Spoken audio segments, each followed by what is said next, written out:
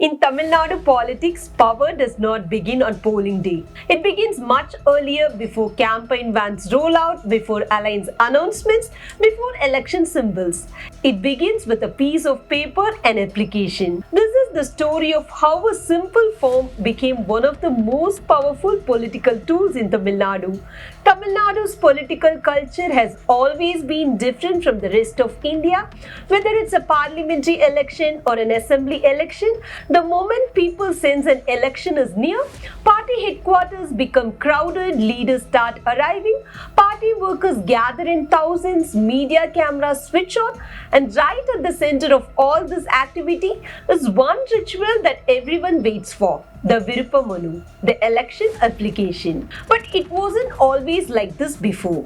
During the times of MG Ramachandran and M Karunanidhi, there were no applications, no forms to buy, no fees, no interviews. Candidate selection happened quietly.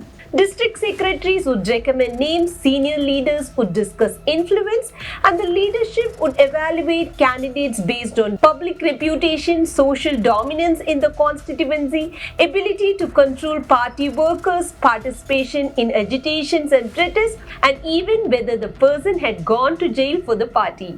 And very silently, they would also make sure the candidate matched the dominant social group of that constituency. This was politics driven by instinct, not paperwork. Then in the 1990s, Kalaignar Karunanidhi changed the system. He introduced interviews. Thousands of party members were called to Anna Arivalayam. These were not casual meetings, these were serious political audits. People were asked about loyalty to Dravidian ideology, faith in party leadership, chances of winning the constituency, financial strength, party experience, and grassroots work. So for the first time, the leadership directly examined its own cadre strength. Power shifted from recommendations to evaluation. But the leader who truly institutionalized the application culture was Jayalalithaa. Under her leadership, applications became mandatory. If you want to contest, you had to buy the form, you had to pay the fee, often running into thousands of rupees. In many constituencies, multiple people applied for the same seat, so huge funds flowed into the party. Critics asked a simple question: why collect money when only one person will get the seat? The answer was clear: it was a donation. From that moment onwards, applications were no longer symbolic, they became strategic. Because an application is not just about contesting an election, it is political data. The leadership studies how many people applied, how much money was collected, which names appear repeatedly, and the overall mood of party workers. Sometimes applications are submitted in the name of the party leader alone, no constituency demand, only loyalty.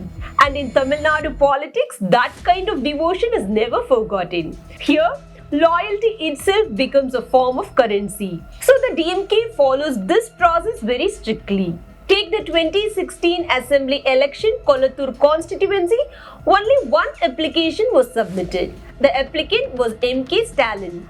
Even then, he was interviewed. The panel included Karunanidhi, Duraimurugan, and Anbalagan. In the 2021 election, Udayanidhi Stalin went through the same process. Leader or family, no exemptions. In the DMK, process itself is power. Today, this system runs on a fixed rhythm.